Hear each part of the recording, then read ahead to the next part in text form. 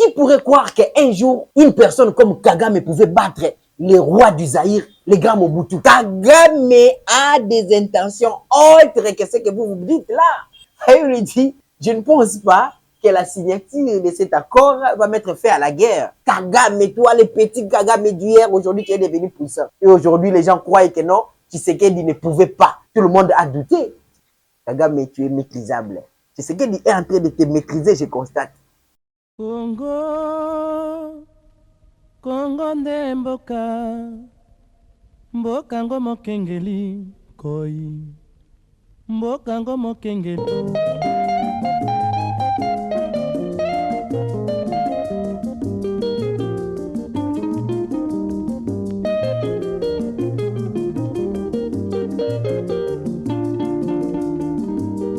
Mikolo tosekanaki na mosolo ya mboka Kongo ekoki, tofungwani misolelo, tomoni bozoba nyonso tosali mpo ya kobongisa Kongo aveni. Ebongi tosala moto nyonso ata mwana. Kongo ya mosolo mpembe ya nzoku, Kongo ya bwanya nkasa ya mbila, Kongo ya makasi. Salutations chers compatriotes congolais que nous aimons beaucoup. Aujourd'hui, nous revenons encore une fois de plus devant vous. Moi, c'est Maître Gabriel Bakanadiou. Je suis acteur politique de l'opposition républicaine. J'aime toujours préciser l'opposition républicaine parce que lorsqu'on parle de l'opposition républicaine, on fait allusion à ceux qui critiquent, certes, le pouvoir en place lorsque tout va mal et ceux qui applaudissent lorsque l'on constate qu'il y a des avancées. Et à ce moment-là, on a l'obligation de dire que, en tout cas, ça va. Alors, aujourd'hui, nous sommes le jeudi 13 novembre 2025.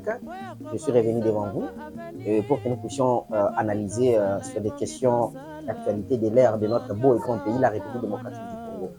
Vous êtes sans ignorer que nous sommes de la province du Congo central, province de Fumukimbangu, j'aime toujours les répéter, province de Kassavubu, et province de Jacques Badessitou, paix à leurs âmes. Et nous avons toujours l'habitude de faire des analyses concernant des questions vraiment d'actualité de notre beau et grand pays sur la politique. Parce que j'ai toujours dit que si vous ne voulez pas vous occuper de la politique s'occupera de vous. Alors, le sujet de ce jour, ça sera beaucoup plus concentré sur l'AFCM 23. Et ils avaient eu à dénoncer avec regret via une conférence de presse, c'était précisément en date du jeudi 23 octobre 2025, à Serena, à l'hôtel Serena, à Goma précisément. Goma, vous savez, c'est l'est de la République démocratique du Congo. Nous sommes à l'ouest précisément à Mwanda. Et j'ai toujours dit que la RDC est une, donc c'est une nation. Nous devons tous faire en sorte que nous puissions parler Congo. C'est pas dit que moi je suis du Congo central, je suis de Mwanda, ce qui se passe à l'est, ça ne me concerne pas. Non, ça me concerne parce que je suis congolais. Raison pour laquelle j'aime toujours parler de l'est de mon pays parce que ça fait partie de mon pays et pour faire voir, pour démontrer à mes compatriotes de l'est qu'ils sachent qu'ils ne sont pas seuls. Et même ici au niveau du Congo central, nous pensons à eux, puis nous parlons Congo pour eux. Nous défendons la cause qui est noble parce que nous sommes victimes d'une guerre d'agression. Alors, j'ai été stupéfait de constater la FCM 23 dénoncée. À part cela, je vais aussi parler, à la fin, je pense que je pourrais chuter pour dire sur la proposition de notre président Martin Fayoulou, qui s'est toujours considéré comme président élu, qui avait eu aussi à pardonner les élections passées à son frère Tshisekedi. Alors, je commence par le premier point. J'ai été vraiment stupéfait de constater. Vraiment, c'était une surprise. Hein? Je me suis dit, mais qu'est-ce qui se passe? Comment se fait-il que l'AFC M23, qui a toujours fait voir devant la face du monde qu'ils étaient les plus puissants, mais ils n'aimaient pas trop parler. À ces jours, ils ont commencé à dénoncer. Ils ont commencé à pleurnicher. Je constate que c'est l'inverse qui s'est fait. En fait, la position qu'avait le régime actuel, donc, le gouvernement de la République démocratique du Congo, qui est chapeauté par M. Félix Antoine Tshisekedi, c'est la position que commence à voir à ces jours, ce que je constate, le groupe rebelle AFC M23. Pourquoi je l'ai dit? Bertrand Bissi, moi, ensemble avec Corneille Nangaa, ils ont rassemblé la presse à Goma Et ils ont commencé à dénoncer en disant ceci, que ce que nous faisons à Doha n'a aucun impact sur la vie de nos populations. Tout simplement parce que vous connaissez le régime de Kinshasa. Le régime de Kinshasa n'a jamais rien respecté. La déclaration des principes qui a été signée, parlait de la libération des prisonniers et puis de cesser les faits. Mais malheureusement, jusqu'à la preuve du contraire, les régimes, ça c'est les propos de Bertrand Bisimwa et Corneille Nangaa, ils qualifient le régime actuel des régimes de Kinshasa. Ils disent que le régime de Kinshasa ne respecte absolument rien. Jusque-là, ils n'ont jamais libéré les prisonniers de l'AFC M23. Et jusqu'à la preuve du contraire, les bombardements continuent. C'est pourquoi nous venons dénoncer avec regret. Et puis, ils ont encore annoncé, ils disent, nous avons écrit à la médiation, nous avons dénoncé, il y a plus d'une correspondance. La dernière correspondance, d'ailleurs, ils ont dit que ça date du 18 octobre 2023. La dernière correspondance qu'ils ont adressée à la médiation. Nous connaissons la médiation, c'est les États-Unis d'Amérique. Et Bertrand Bisimwa et Corneille Nangaa regrettent du fait que les États-Unis d'Amérique n'a jamais répondu à toutes les correspondances et dénonciations qu'ils ont eu à faire par rapport au non-respect, selon eux, cette déclaration des principes signée avec le régime actuel. Alors, je me suis dit, mais tiens, qu'est-ce qui se passe? C'est l'AFC M23 qui nous disait avec arrogance, avec assurance, que bientôt nous allons être à Kinshasa. Ils ont qualifié leur mouvement de mouvement de libération et qui viendront libérer les Congolais qui sont sous l'emprise de Kinshasa, selon eux. Aujourd'hui, ils commencent à dire que nous voulons la paix, mais si Kinshasa ne veut pas respecter la paix, on s'est convenu que nous puissions respecter les cessez-le-feu. Kinshasa continue à bombarder nos positions, raison pour laquelle nous dénonçons. Quoi? Alors, quelquefois, pour moi, je me suis dit, ça, c'est un objet de satisfaction pour moi. De joie, je commence à comprendre que vraiment, la carte commence à tourner et que Kigali, entre guillemets, AFC M23, parce que nous sommes tous sans ignorer que l'AFC M23 n'est qu'une coquille vide qui appartient à Paul Kagame et son régime. Alors, de l'autre côté, s'il faut aller vers Kagame au Rwanda, on nous dit que Kagame est très déçu, il dit que ce qui se passe avec la médiation américaine et ils ne sont pas d'accord. Vous sentez les agitations dernièrement. La France nous a invités, nous étions là-bas, le président Tshisekedi était à Paris. Ils ont tenté de parler de la réouverture de l'aéroport de Goma. Et la première réaction qui est venue, c'était la réaction du Rwanda avec leur ministre des Affaires étrangères, dont je ne connais même pas son nom. Et on s'est dit, mais ça, c'est une question purement. Et ils ont l'habitude de dire que c'est une question congolo-congolais. Comment une question congolo-congolais? Vous venez pour faire des déclarations que non, nous, le Rwanda, nous ne sommes pas d'accord que cet aéroport soit ouvert sans l'accord du M23. On se pose la question, vous êtes au Rwanda. Pourquoi vous devez vous dire que non, il faut que les M23 interviennent avant que l'aéroport ne soit ouvert? Donc, vous nous faites voir que c'est vous qui êtes les patrons du M23. Et aujourd'hui, Kagame n'est pas d'accord avec ce qui se passe au niveau de Washington avec la médiation américaine. Et les M23 commencent à pleurnicher pour dénoncer que non, le régime de Kinshasa bombarde nos positions avec les drones, avec les armes de guerre. Alors, je commence à comprendre que Kigali, avec ces M23 AFC, n'ont plus de cartes en main à ce jour. Je commence à comprendre que la République démocratique du Congo, via Félix Tshisekedi et son régime, commence à l'emporter. Et raison pour laquelle je me suis dit non, c'est une lueur d'espoir. Les Congolais doivent déjà commencer à sourire un tout petit peu. Nous devons garder espoir parce que nous allons vers la bonne voie. C'est ce que moi je constate. Je constate que nous allons vers la bonne voie. Maintenant, je me mets à critiquer les propos de l'AFC M23 pleurnichent au nom et pour le compte de la population. Ils disent le régime de Kinshasa bombarde nos populations. Je pose la question à Corneille Nangaa, je pose la question à Bertrand Bisimwa. Bertrand Bisimwa, avant que vous ne puissiez prendre la ville de Goma, avant que vous ne puissiez prendre la ville de Bukavu, avant que vous ne puissiez prendre la ville de Bunagana, les territoires de Bunagana, etc., et ainsi que toutes les agglomérations que vous avez sous votre contrôle à ce jour, est-ce que cette population-là était votre population? Cette population était sous le contrôle de Kinshasa, comme vous avez l'habitude de dire le régime de Kinshasa. Bien que moi je qualifie déjà cette manière de dire, cette narratif-là, des propos de séparation. C'est très dangereux, ce genre de propos-là. C'est le régime de la République démocratique du Congo. Cette population-là appartenait au régime qui règne actuellement, le régime de Tshisekedi, que vous appelez régime de Kinshasa. Kinshasa, c'est notre capitale. Kinshasa nous appartient tous. Alors, cette population-là ne s'était jamais plaint.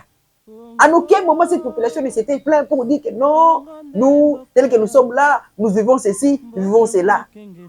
Mais c'est lorsque vous avez attaqué, nous avons vu Denis Mukwege, qui était de Bukavu, fuir Bukavu pour aller se réfugier en Europe.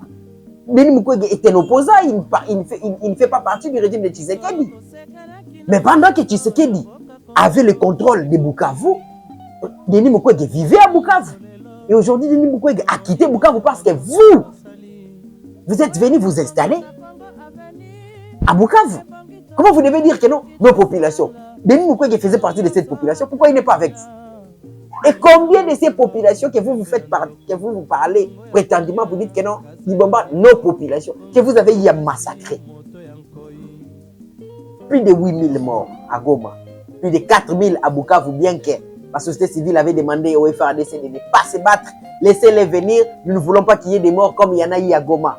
Mais vous avez tué des populations, vous avez massacré des civils.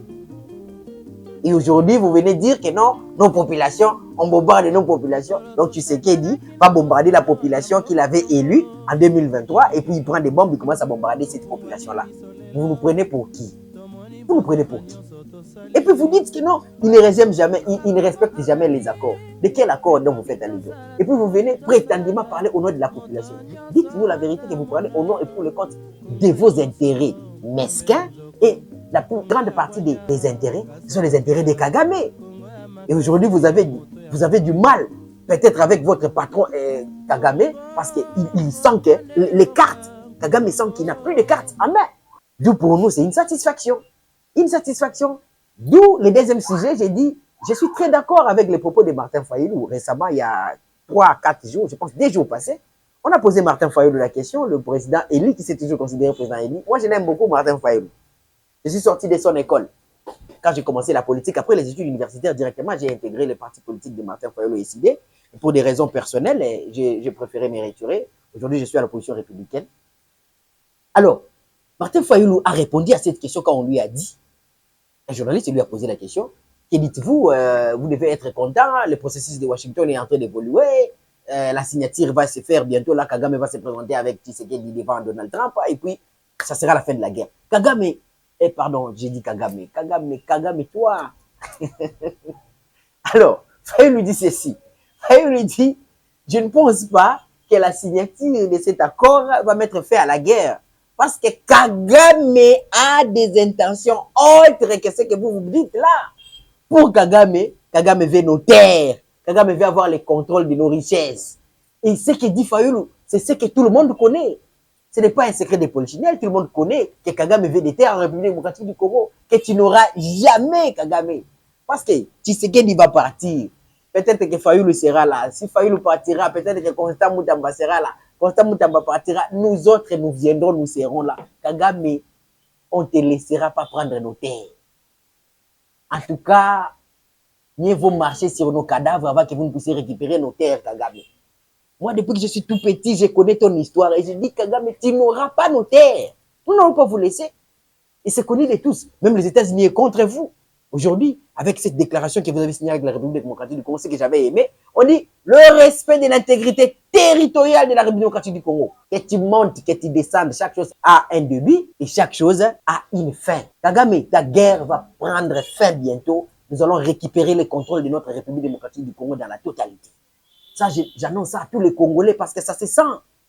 Qui pourrait croire qu'un jour, une personne comme Kagame pouvait battre les rois du Zaïre, les grands Mobutu?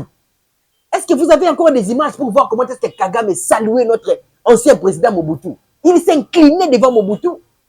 Mais aujourd'hui, Kagame est devenu le dieu de l'Afrique centrale. Kagame aujourd'hui fait même face à la deuxième puissance, je pense, l'Afrique du Sud peut être la deuxième puissance ou troisième puissance d'Afrique. Kagame fait face à l'Afrique du Sud. Kagame, toi, le petit Kagame d'hier, aujourd'hui, qui est devenu puissant. Et aujourd'hui, les gens croient que non, Tshisekedi ne pouvait pas.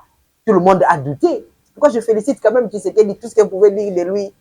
Tshisekedi nous a prouvé qu'avec son style, un peu malin, demi-malin, il nous a prouvé que Kagame était touchable. Et que Kagame était maîtrisable. Oui, Kagame, tu es maîtrisable. Tshisekedi est en train de te maîtriser, je constate. Et Tshisekedi va passer les restes des Congolais qui viendront, maîtriseront tout ton régime, même tes successeurs. Si tu as des enfants que tu es en train de préparer par rapport à votre sale projet machiavélique là concernant la République démocratique du Congo, vous aurez chaud. Vous aurez chaud. Comme l'a dit Mouzé, cette guerre sera longue et populaire. On ne vous laissera pas. Mais déjà avec ce que fait Tshisekedi aujourd'hui, c'est bon. Tshisekedi est dans la bonne voie. Nous connaissons tous les intentions de Kagame. Il veut nos terres, il veut nos richesses. Kagame, tu n'auras pas ça comme l'a dit Martin Fayulu. Vous n'aurez pas nos terres, vous n'aurez pas nos richesses. Nous connaissons votre projet, nous connaissons votre plan. Donc je demande aux Congolais de continuer à faire confiance actuellement à Tshisekedi. Mais un petit message à notre président de la République. Messieurs, le président de la République, Félix Antoine Tshisekedi, je t'aime beaucoup. Hein? Nous sommes Congolais, nous sommes frères. Moi, je n'ai pas voté pour toi, ça c'est une vérité, c'est quoi non. Mais cependant, vous avez été élu par plus d'un Congolais, vous avez remporté les élections, on vous laisse faire votre mandat, nous sommes contents par rapport à cette guerre, la manière dont vous êtes en train d'amener cela, ça nous montre quand même une lueur d'espoir, ça va déjà. Mais là où nous n'allons pas parler le même langage, c'est ce que nous sommes en train de constater parce que je constate déjà, je constate que Tshisekedi, après avoir vaincu la guerre de Paul Kagame, c'est ce que nous sommes en train de constater. Le régime de Kinshasa, selon ce que dit Corneille Nangaa et les autres, ne veut pas organiser les dialogues. Et ils veulent rapidement l'organisation du dialogue pour qu'ils puissent être amnistiés et puis qu'ils viennent et récupèrent les institutions qui commencent à gérer comme ça a toujours été dans le passé. Mais cette fois-là, nous nous disons, oui, s'il y aura dialogue entre Congolais, nous allons discuter entre Congolais. On ne refuse pas ces dialogues. Mais la justice pour les populations civiles qui ont été massacrées doivent être faites. Ça, c'est de 1. Et de 2, 2028, il doit y avoir des élections, monsieur le président de la République. Le Congo doit évoluer. Constitution, qu'il y ait des problèmes ou pas, peut-être que les autres viendront voir ces problèmes-là de la Constitution. Mais pas avec votre régime, monsieur Tshisekedi, parce que ce n'est pas le bon moment. Le moment propice, actuellement, vous avez une mission, terminer la guerre de Kagame. C'est ça votre mission. Vous n'avez pas pour mission de nous changer la Constitution. Laissez-nous évoluer. Celui qui viendra, peut-être celui qui viendra encore, on verra ces problèmes-là de la Constitution entre Congolais. Mais que nous puissions d'abord nous débarrasser de tous ces infiltrés que Kagame nous a mis au sein des institutions, au sein des FARDC, au sein de la police, tous les services de renseignement. Ça, c'est le combat que vous avez. Et je salue toutes les arrestations qui arrivent au niveau des FARDC, tout ça. Parce que beaucoup ont été critiqués. Moi, personnellement, je t'ai critiqué. On disait, tu étais faible, tout ça, tout ça. Mais aujourd'hui, on sent vraiment que tu es en train d'évoluer. Nous te félicitons pour ça. Mais en 2028, il doit y avoir les élections. Il doit y avoir les élections. Le dialogue, c'est important. Nous devons discuter entre Congolais. Discutons entre Congolais. Réglons nos différends ensemble. Mais après avoir réglé nos différends, il faut qu'il y ait réparation par rapport à tous les morts qui ont été causés à cause de cette guerre d'agression qui a été utilisée avec certains Congolais de mauvaise foi, faibles d'esprit, des faux patriotes pour les intérêts égoïstes dont j'insiste qu'ils doivent aussi être sanctionnés. Ces Congolais doivent être sanctionnés par rapport à tous ces morts innocents que nous avons eu à vivre dans notre beau et grand pays. Il doit y avoir des élections, monsieur Tshisekedi. Il doit y avoir des élections. Faites votre part, ne vous accrochez pas au pouvoir. Vous allez faire quelque chose d'extraordinaire, vous allez rester dans l'histoire. Comme le président de la République qui a eu à mettre Kagame KO. Tu as fait ton temps et puis tu lègues le pouvoir dignement à un fils digne du pays congolais et non un fils congolais. Vous faites très attention avec ces gens-là que Kagame nous a infiltrés. Nous aimons nos frères vrais, ça je précise, nos frères vrais Tutsis, qui ont les Congo, qui ont les sang congolais, qui crient en eux. Et nous sommes contre ceux qui font semblant d'être congolais, mais en réalité, ils sont congolais parce que c'est les rois Raro Randa qui crient Ané. Parce que là, il y a Kagame qui est derrière. Ça, c'est un problème sérieux. Donc, continuez à faire confiance à Tshisekedi parce que je constate que ça va bien. Kagame commence à pleurnicher. Je ne suis pas d'accord avec ce qui se passe. Les M23 dénoncent. Hier, c'était la position de Kinshasa. C'est Kinshasa qui dénonçait. Non, on m'attaque, on nous attaque, on nous fait ceci. Et aujourd'hui, Kinshasa a changé de position. Kinshasa ne pleurniche pas. C'est ça être un homme. C'est ça un gouvernement. C'est ça l'État. C'est ça l'État, avoir le monopole. Parce que vous avez pour mission de protéger les territoires congolais. Et maintenant là, ce sont les envahisseurs qui pleurnichent, qui dénoncent. Et je suis content. Je suis content que vous ne puissiez plus avoir cette posture-là de pleurnicheurs. Maintenant là, j'ai suivi Patrick Mouyaya. Il y a 2 jours ou 3 jours sur TV5 Monde. On lui pose la question que les M23 dit que vous bombardez ces positions. Patrick Mouyaya a répondu, enfin pour une fois comme un homme d'État. Il dit, les M23 se bombardent de lui-même et puis il dit que non, c'est Kinshasa qui le fait. Voilà, c'est comme ça qu'il faut se comporter. Et pendant ce temps-là, vous sentez dans les dires des M23 qui sont réellement en train de pleurnicher. Et Bissi moi pleura, et Karona Nanga pleura. Ça, je suis content. Ils doivent pleurer comme ça. Et on comprend très souvent dans la vie que le faible pleure toujours. Regardez ce qui se passe en Ukraine. Hein? Vous n'avez jamais vu Vladimir Poutine passer à la télé et commencer à dénoncer. C'est toujours Zelensky qui passe et qui dénonce, et qui dénonce. Position des faibles. Et c'était la position qu'on avait hier. Le gouvernement de la République était en train de dénoncer Patrick Mouyaya. En tout moment, on ne faisait que dénoncer. Et nous, les opposants, ça ne nous plaisait pas. On ne pouvait pas avoir cette posture-là de pleurnichard. Et aujourd'hui, on constate que la FCM 23 commence à pleurnicher. Oui, il doit pleurer. La guerre coûte cher. Et ça les a coûté. Ils ont un problème d'effectifs, ils ont un problème de munitions, ils ont un problème de moyens. Et ils commencent à pleurnicher. Félicitations, Tshisekedi va de l'avant. Termine-nous cette guerre. Mais il doit y avoir élection en 2028. Et il doit y avoir dialogue. Nous devons discuter entre Congolais. Ça, c'est important. Voilà le message que j'avais aujourd'hui à partager avec vous. Je suis très content. Et gardons espoir parce que le Congo reste un et indivisible. J'aime cette chanson qui dit Congo bana bazoye kolalobi barobi kisayo. C'est nous qui allons sauver ce Congo. Même les enfants que nous sommes en train de mettre au monde aujourd'hui. Il est temps de mettre en pratique notre hymne national. Dressons nos fronts longtemps courbés.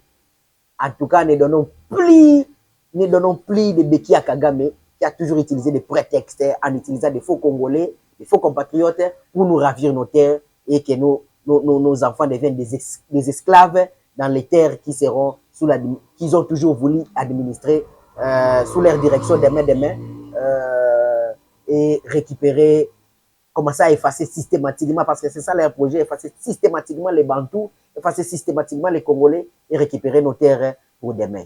Ils ont échoué. Je suis sûr. Et pour moi, j'écris déjà victoire parce que j'ai commencé à constater cela à travers leurs déclarations. Ils ont commencé à pleurer. Ils ont échoué. Et ils échoueront. Congo, Congo ndemboka.